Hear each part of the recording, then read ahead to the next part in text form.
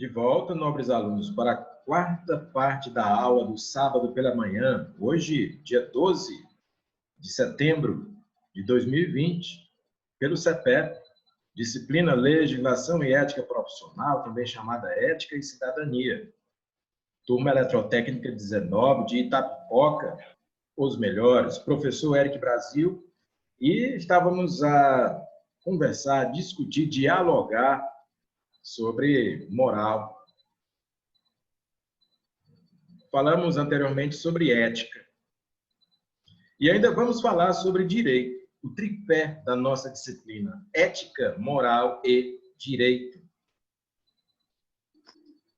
Para falar sobre moral, isso ficar bem internalizado, vamos aqui a um exemplo que é bem didático, bem pedagógico. Imagino que todos aqui conheçam, já assistiram ou acompanharam Os Trapalhões. Os Trapalhões. Didi, Dedé, Mussum, Zacarias. Tem até umas novas, abordagens, novas versões aí. E eu me recordo que Os Trapalhões era um dos programas mais populares da televisão brasileira. Passava aos domingos ou em horários considerados nobres. Era para a família assistir. Pai, a mãe, as crianças. Não tinha limite de idade, era livre. Totalmente livre. Quase todo mundo gostava. Ria daquelas trapalhadas, né? Alguns preferiam Didi, outros preferiam Zacarias. O Mussum era muito engraçado, Dedé era um pouco menos, mas servia com um saco de pancadas. Enfim, tantas piadas. Olha só uma coisa curiosa sobre os Trapalhões e como os Trapalhões têm muito a ver com a moral brasileira. O Didi chegava para o Mussum e dizia assim: "Ei, crioulo azulão." E o Mussum, em vez de se ofender, ele dizia: "Paraíba, cabeça chata, comedor de jabá." Eles diziam isso. E nós achávamos graça, nós ríamos. Nossos pais riam disso, nossas crianças, enfim, nós mesmos. Deixa eu aqui fazer uma pergunta. Hoje em dia, Trapalhões passavam na Globo, né? A Globo ou qualquer outra emissora poderia exibir esse programa naturalmente, livre para crianças, sem restrição nenhuma, como era há 20 anos atrás? Poderia ou não? Quem quer responder? Não. Gelson falou também. Por que não Tem chance. Foi o Gelson que falou? Por que há 20 anos podia, há 15 anos podia e hoje não pode? O que foi que mudou? Trapalhões mudaram tanto assim, por quê? Por que não pode mais? Por que antes eu sentava no sofá, assistia, meus pais assistiam, meus avós assistiam, meus irmãos assistiam? Mudou a moral, né? Hoje os nossos filhos não podem mais assistir. Por quê? A moral hoje muda, seria né? imoral, né? E preconceituoso, né? O que foi que mudou nesse contexto? A moral brasileira? Hoje constitui um conjunto de regras, né, professor? A moral, ela tem a ver com regras sociais. Isso. Antigamente, nós aceitávamos com naturalidade o racismo, a injúria racial. Achávamos engraçado, alguns até acham, até hoje. Só que a sociedade brasileira como um todo não aceita mais o racismo como algo natural. Eu não gosto, né? O racismo pode até acontecer, a gente vê todos os dias acontecer, mas ninguém mais acha isso uma coisa certa. dentro da nossa sociedade não se admite mais. Não apenas do ponto de vista dos costumes, do comportamento, mas até na lei. Então, se hoje o Didi chamasse o Mussum de crioulo azulão, ele estaria sujeito a ser enquadrado num crime de racismo ou de injúria racial. Não apenas o Didi, o Mussum também. Quando ele se reporta ao Didi dizendo assim, Paraíba, cabeça chata, comedor de jabá, ele está sendo racista também. Que racismo é esse? O racismo contra o nordestino, que se constitui também um povo, uma raça, um conjunto social. O Mussum era racista? Era. O Didi era racista? Era. E eles levavam isso de boa, achavam graça, sem problema. Naquela sociedade, daquele período, no Brasil, e não faz muito tempo, normal, engraçado, livre, criança pode assistir. E hoje? Crime, racismo, injúria racial, situação intolerável. E eu não estou falando de coisa de 2000 anos atrás, não, viu, pessoal? Estou falando de 20, 15 anos atrás. E mudou? Mudou. Moral. A moral brasileira. Muitas coisas, né? Mudam. Quando mudam, quando se alteram dessa forma, tem a ver com moral. Olha aí, temos mais um participante aqui, garoto do Paulo Silas aí. Como é o nome dele, Paulo Silas? É o Márcio, professor. Só um momentinho, Márcio, que o Paulo Silas vai dizer o nome do novo participante aqui da turma. João Elias. João Elias? É.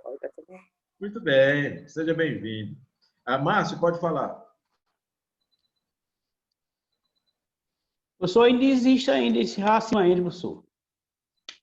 Lá no sul, lá no nordestino, ele é conhecido como um cabeçado. Sim, é verdade. O racismo continua... Existe muitas vezes, eles perguntam, que a maioria eles dizem que é de Fortaleza, né? Eles não falam que é do Ceará. Aí sempre eles falam que é cabeça chata, passa fome, passa sede, entendeu? Isso aí é racismo ainda. Verdade. No mundo que nós de hoje. É racismo. Mas hoje pode haver um enquadramento como algo errado, intolerável e até criminoso. Alguns anos atrás não existia isso. Que é um outro exemplo do que a nossa sociedade aceitava a violência doméstica, principalmente a violência contra a mulher. Nós aceitávamos isso. Podia até achar errado, mas ninguém interferia muito. O marido poderia agredir fisicamente a sua esposa e a gente não se metia muito. Hoje é diferente. Não é? A sociedade ela tem mudanças. Até coisas aparentemente inocentes. Veja, por exemplo, aquele programa muito famoso, que a gente ficou muito triste porque deixou de passar no SBT, que era o Chaves, a turma do Chaves, o Chapolin, né? Aquilo ali é tão legal, é tão popular, aí a gente assistiu tanto, faz parte da nossa infância, faz parte da nossa história, né? Aqueles programas mexicanos que foram feitos nos anos 70, alguns nos anos 80, e a gente ficou assistindo de maneira repetida e requentada, a gente já sabia o que ia acontecer, assistia de novo, né? Coisa tão popular, que segurava a audiência e tudo mais, né? Tão legal. Só que se você for observar bem, tem coisas ali no programa do Chaves que eram permitidas nos anos 70, nos anos 80, até nos anos 90, que hoje, nos anos 2000, hoje, 2020, hoje, no século XXI, não se permite mais. Vocês perceberam que o Chaves, ele era um menino, ele era uma criança. O personagem era um adulto, mas o garoto, personagem, Chaves, ele é um menino de 8 anos. O Kiko tem 7, né? A Chiquinha tem 6, eles são crianças. E vocês perceberam que tem muitas cenas ali onde as crianças são agredidas, né? A violência contra o menor. Tem. O Chaves apanha pra caramba do seu Madruga. Verdade. Acabei de... Vocês acham que hoje esse programa poderia ser, por exemplo, produzido no Brasil sem nenhum tipo de restrição? Uma coisa tão inocente. Pois é, a sociedade tem mudado. Essas alterações, quando ocorrem, elas se referem à moral daquela sociedade. E aqui vai uma lição importante, senhores. Cuidado para não julgar uma pessoa do passado com as lentes do presente. Até podemos analisar aquela situação e tudo mais, mas muito cuidado. Porque no presente momento, na presente sociedade, nós temos uma moral, uma visão. E há muitos anos atrás havia outra visão. Certo? Então, hoje nós sabemos, por exemplo, que devemos proteger as comunidades indígenas, as comunidades quilombolas. Nós sabemos das injustiças que foram cometidas com muitos povos ancestrais da nossa terra. Mas, às vezes, uma pessoa mais antiga, um avô, uma avó, ela não tem essa consciência. Então, apesar disso ser errado, a gente pode, através da moral, entender o pensamento daquelas pessoas. Às vezes, elas não estão sendo racistas quando dizem, por exemplo, negrada, né? Não. Ou então, quando dizem, não gosto de índio, acho que índio é preguiçoso. Mas você tem que entender que a cultura atual, o nível de consciência social atual, pelo menos assim esperamos, ele é mais evoluído. Ética, moral e direito. Para fechar o tripé, e a gente poder compreender bem esses conteúdos, porque eles só fazem sentido se bem compreendidos os três.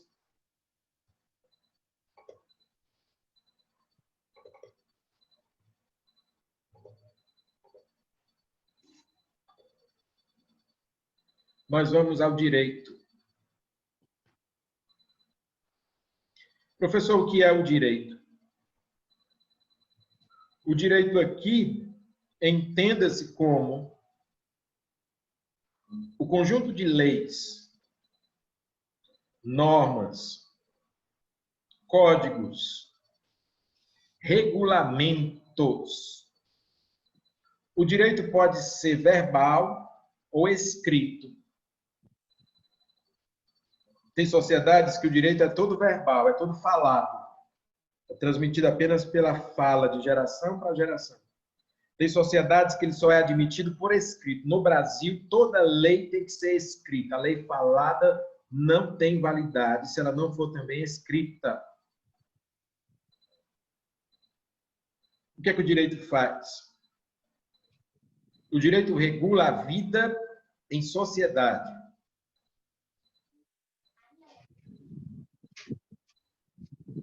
Professor, eu não gosto muito de leis, não. Não gosto muito de normas, dessas obrigações, não. Será que o direito realmente é importante? Será que ele deveria, de fato, existir? Meus amigos, toda lei feita por seres imperfeitos pode ter imperfeições.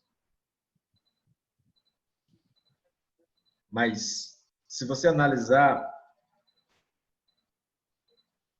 é muito mais interessante a presença da lei do que a ausência dela. Porque já é difícil viver em sociedade com a presença da lei. Avalie você com a ausência da lei. Existem linhas de pensamento que defendem que deveria existir a abolição da lei. Para que lei? Para quê? Códigos. Para que eu tenho que seguir alguma coisa que está escrito no papel? Por que alguém tem que mandar em alguém? Por que tem que ter polícia, justiça, forças armadas ou autoridades constituídas. Para que isso? Por que que a gente não vive todo mundo como irmãos? Uma sociedade livre, fraterna, igualitária. Inclusive, isso é defendido por muitos mestres, né? Isso poderia existir? Poderia. Entretanto, tenha muito cuidado. Uma sociedade anarquista, por exemplo, poderia existir? Poderia funcionar? Poderia. Como? Se todas as pessoas fossem éticas, justas, de bem, colaborativas e quisessem o bem do próximo, eu poderia abolir essas leis, tantas autoridades, tantos organismos, e a sociedade não iria se destruir. Entretanto, infelizmente, nem todas as pessoas são éticas, nem todas as pessoas são de bem, nem todas as pessoas se preocupam com o bem alheio ou do próximo, ou têm empatia, como foi colocado aqui. Daí que se faz necessário a presença da lei, a presença do direito numa sociedade, principalmente numa sociedade tão complexa como a sociedade brasileira, como a sociedade americana, estadunidense, como a sociedade europeia, como a sociedade asiática, como a sociedade africana. Porque com a lei já existe uma certa medida de caos. Avalie sem lei nenhuma. O ser humano poderia estar numa situação de selvageria, de barbárie generalizada. Você quer um exemplo do que eu estou falando? Eu vou te dar um exemplo bem contundente. Durante a greve da Polícia Militar, não essa última greve não, foi a greve anterior. Nessa também podemos observar alguns desvios. Aliás, já começa pela greve. A Constituição Federal diz que militar não pode entrar em greve no Brasil. Nem policial militar, nem bombeiro militar, nem oficial, nem membro das Forças Armadas, nem do Exército, nem da Marinha, nem da Aeronáutica pode entrar em greve. Nenhum deles. O civil pode entrar em greve. O militar, não. Mas entraram. E uma coisa que foi observada durante a greve da Polícia Militar foram saques, roubos, coisas que nós já imaginávamos que poderia acontecer com a ausência das forças policiais. Porque já acontece com a presença da polícia, imagine com a ausência da polícia. Mas o que mais me chamou a atenção, na penúltima greve, não foi nessa outra, foi na penúltima greve da Polícia Militar, foi que quem estava saqueando a maior parte das lojas, principalmente do comércio de eletrônicos, não eram bandidos tradicionais, não eram assaltantes tradicionais. Sabe quem é que estava fazendo isso? Mães de família, pais de família, crianças, adolescentes e até senhoras idosas.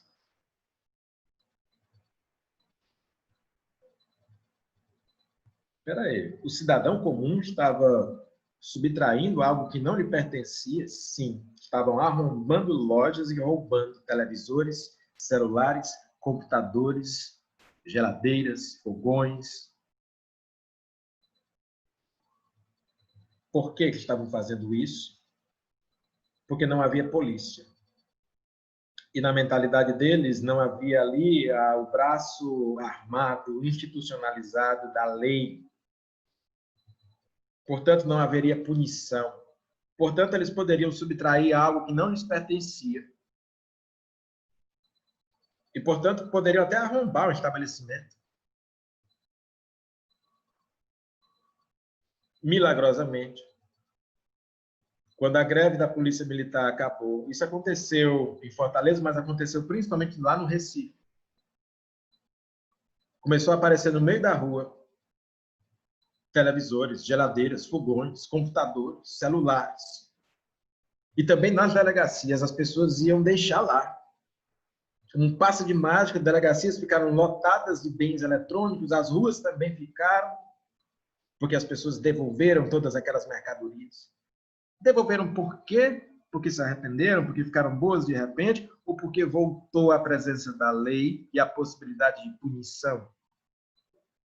Então, senhores, uma coisa que possa e que deve ficar muito clara para nós é que a sociedade, muito embora aparentemente de bem, aparentemente são todos cidadãos de bem, mas o aparente cidadão de bem, quando ele percebe que não existe possibilidade de punição, nem a força da lei, nem nenhum tipo de instrumento que possa proibir alguma atitude, o que acontece com o ser humano?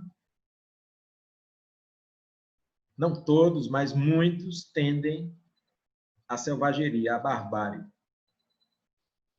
Daí porque a presença da lei, a presença do direito, a presença das normas, a presença dos códigos, a presença dos regulamentos é tão importante. Me diga o exemplo de uma lei ou de um código de leis muito antigo que você conhece ou já ouviu falar.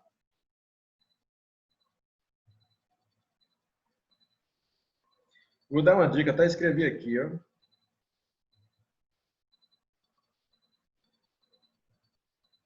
Os 10 mandamentos. Mas, professor, lá vem você falar de religião. Amigos, eu não estou falando de religião. Eu estou falando de direito, de leis. Por acaso, Moisés foi um grande legislador. O que são os 10 mandamentos, se não um grande código legislativo? Que leis são essas?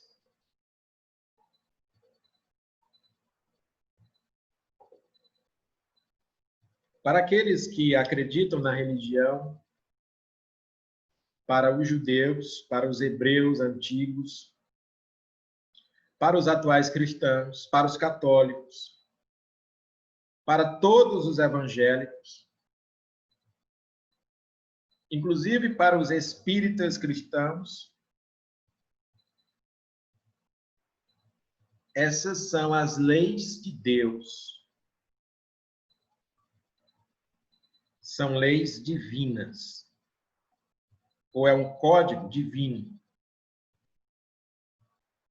Moisés, segundo a tradição, e aí você pode acreditar na religião ou não, mas segundo a tradição, recebeu as tábuas da lei do próprio Deus.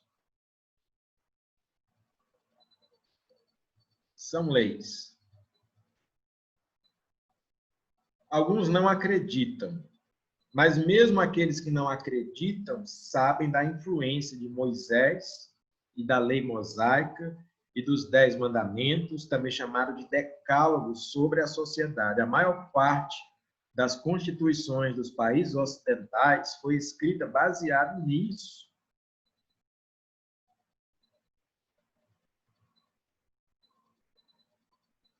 Quem era Moisés? Moisés liderava um povo semi-selvagem, um povo difícil, um povo que ficou 400 anos escravizado lá no Egito. Imagine que pessoas nessas condições, num tempo muito anterior ao tempo de Jesus, porque Moisés é muito mais antigo, imagine você uma época de 3.000 anos atrás ou mais, com milhares de pessoas acostumadas a receber chibatadas, a serem oprimidas, a maioria delas iletradas, ignorantes. Como é que você ia liderar todas essas pessoas e mostrar para elas um caminho positivo?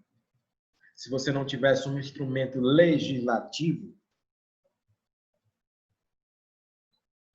Então, Moisés, ele tinha um código que, na visão da tradição, é o próprio código divino. Se vocês seguirem todas essas leis, vocês serão felizes e harmoniosos e a sociedade vai prosperar. Se não seguir, haverá conflito, destruição.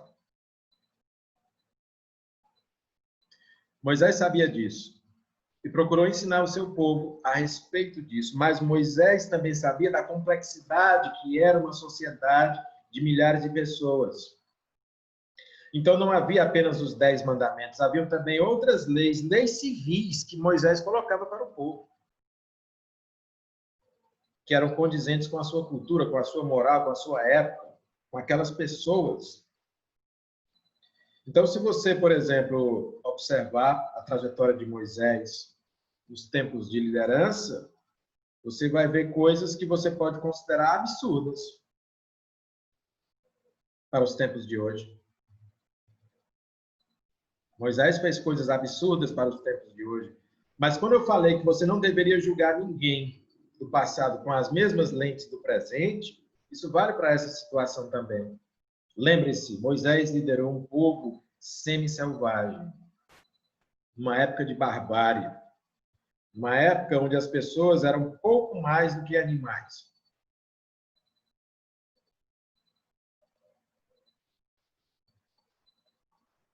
Dar disciplina para toda essa gente não era uma tarefa fácil.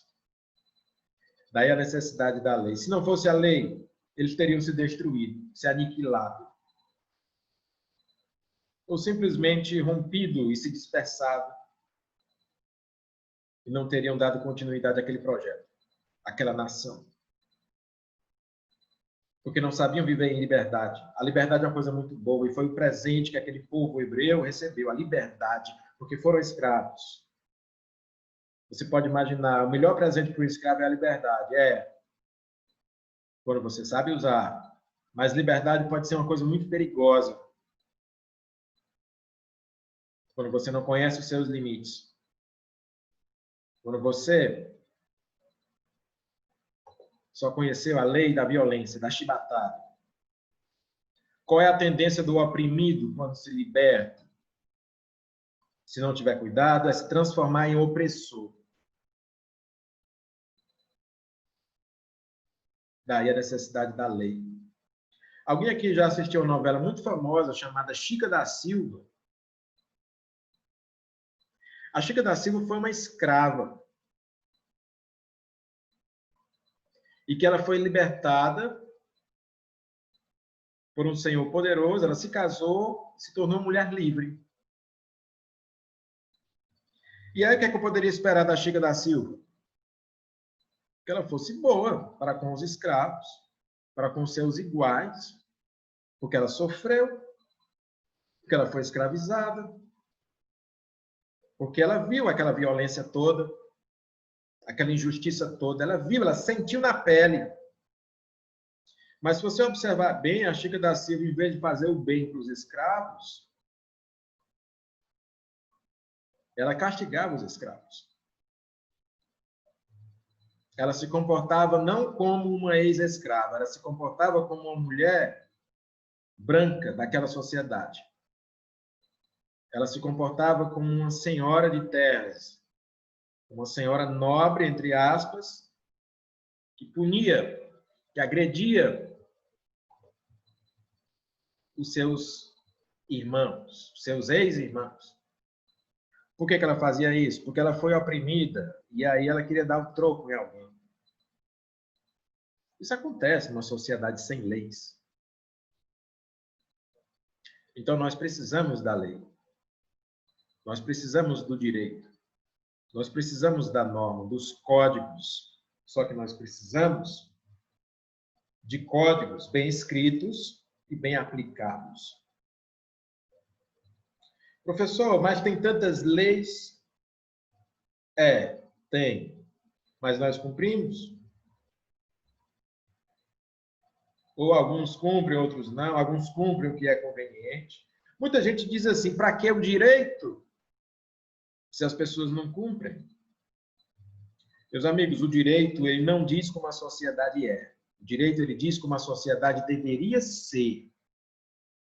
Exemplo, 10 mandamentos. As pessoas seguem os 10 mandamentos, todos eles? Muito difícil. E não são leis consideradas divinas? E por que as pessoas não seguem? Por que a gente não segue? E se seguisse, o que acontecia? Uma sociedade justa, igualitária, melhor. O mesmo se aplica para a lei dos homens. Pelo menos em países onde essa lei é escrita de forma mais democrática. O professor me dá um exemplo, então, dessa lei mais moderna, mais atual.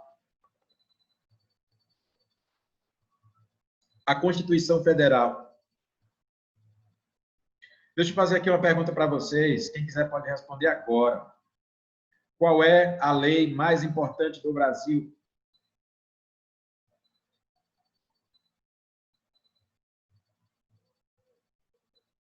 Qual é? Respeitar a Constituição. Paulo Silas, respeitar a Constituição. A lei mais importante do Brasil, Paulo Silas e colegas, é a Constituição Federal. Chamada de Lei das Leis, Lei Maior, Carta Magna, Carta Política. A Constituição Federal de 1988, também chamada CF 88, é a principal lei brasileira. E o que é a Constituição Federal? A Constituição Federal é um compêndio, uma reunião de 250 artigos que falam sobre o quê?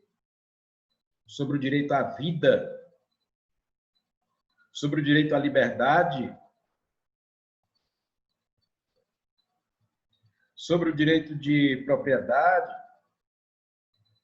sobre o direito de ir e vir, sobre o direito da livre iniciativa, sobre os direitos políticos de votar e ser votado.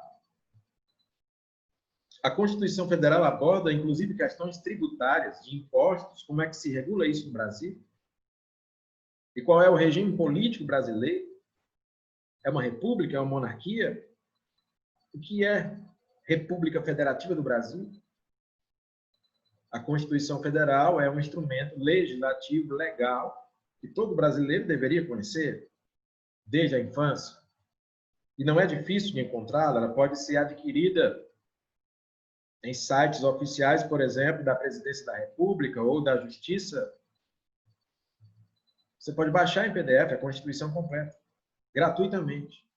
Você pode comprar numa livraria por R$30 um livro impresso da Constituição Federal. Infelizmente, o nosso sistema educacional não divulga tanto, mas deveria. Porque ali estão os seus direitos e deveres de cada brasileiro, de cada cidadão, de cada cidadã. Quem pode ser, por exemplo, presidente da República? Quem não pode? Quem é brasileiro nato? Quem é brasileiro naturalizado? Qual é o regime de nascimento que vale no Brasil? É o regime do solo ou do sangue? Por exemplo, o italiano, ele é italiano em qualquer lugar do mundo, se ele nascer de um pai italiano. Porque o que vale para o italiano é o sangue. Então, por exemplo, se você é italiano e o seu filho ele nasce na Espanha, ele é italiano, porque o seu sangue é italiano. No caso do Brasil, não é assim que funciona. Brasileiro é brasileiro quando ele nasce no território brasileiro. Se você é brasileiro, mas o seu filho nasce no Japão ou nos Estados Unidos, o seu filho é japonês, seu filho é americano. A não ser com raras exceções, se você estiver a serviço da República Federativa do Brasil, se você for um diplomata, por exemplo, um embaixador, por exemplo. Onde é que está escrito tudo isso? Na Constituição Federal. Por que nós não temos o hábito de estudá-la? Porque a nossa sociedade, infelizmente, não estimula tanto o estudo do direito. Eu não falo para ser advogado, para ser bacharel em direito. Ah, eu vou ser juiz, eu vou ser advogado, eu vou ser promotor de justiça, eu vou ser defensor público. Não, o cidadão mesmo, para você conhecer. Quais são de fato os seus direitos? Quais são de fato os seus deveres? Quais são de fato suas obrigações como cidadão? O voto é obrigatório ou não no Brasil? Ou é facultativo? A Constituição Federal fala. Quem pode votar de verdade? A Constituição diz. Quem pode ser votado de verdade? Qual a idade mínima para ser presidente da República? Ou para ser senador? Ou para ser governador? Ou para ser prefeito? Ou para ser vereador? Ou para ser deputado federal ou deputado estadual? A Constituição fala. Por que o Brasil é uma república? Ele poderia ser uma monarquia? Poderia, a Constituição fala. O Brasil poderia ser, em vez de presidencialismo, um regime parlamentarista? Poderia, a Constituição fala, ela traz essas informações. Eu posso ser tributado? Posso. Tem impostos? Tem. Mas, além dos impostos, pode ter taxas? Pode. Contribuições sociais? Pode. Contribuições de melhoria? Pode. A minha casa pode ser invadida, mesmo que por um policial? Não, a Constituição diz que não. A não ser mediante mandato judicial, e tem um horário ainda para fazer isso. Ser consciente dos seus direitos e deveres te dá poder de cidadão, de cidadania. Não por acaso, o nome dessa disciplina é Ética e Cidadania também. Eu vou encerrar essa reunião e daqui a 2 minutinhos nós voltamos.